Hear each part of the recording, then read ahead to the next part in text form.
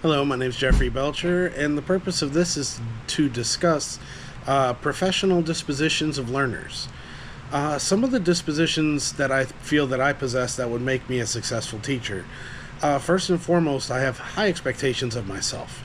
Now, I don't consider myself a perfectionist, but I do expect higher quality and higher achievements out of myself than I suspect some other people might have. Um, I've accomplished a lot in my life. I've been successful in just about anything I've set my mind to. And as such, I expect myself to be able to succeed in just about anything I set my mind to. Another disposition I have is honesty. I believe that honesty is the best policy when it comes to life. I live by the philosophy that the truth will always come out eventually. And if for the easiest reason, the reason I feel that honesty is the best policy is it's the easiest thing to remember. The truth is always the easiest thing to remember, so you don't have to remember a lie you told. The last thing I would say is dedication, and it goes back to my high expectations. Once I set my mind to something, I set my life to accomplish that goal. I alter aspects of my life to ensure that I can meet it.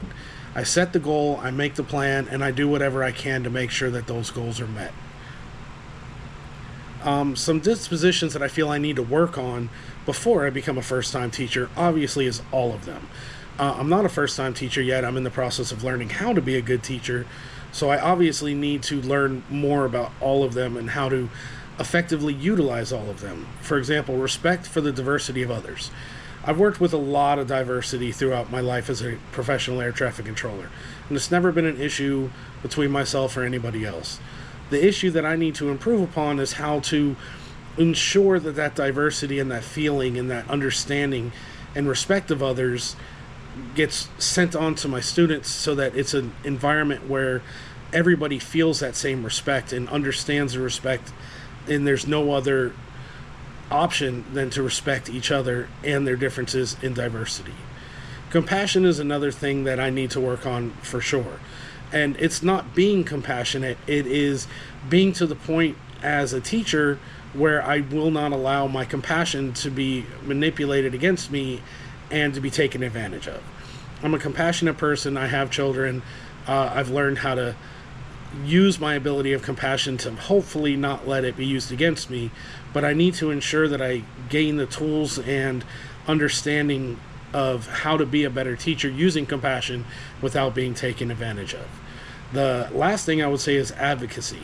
Not for standing up for my students and ensuring that I advocate for their well-being and their safety, but it's one thing to say and feel something and to no effect, then the proper avenues of approaching to deal with the with problems that you have, a constructive way of dealing with them.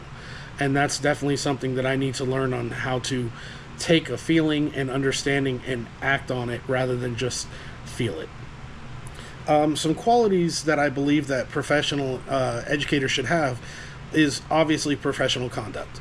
And in my personal opinion, professional conduct envelops just about every one of the dispositions that we've learned across the board.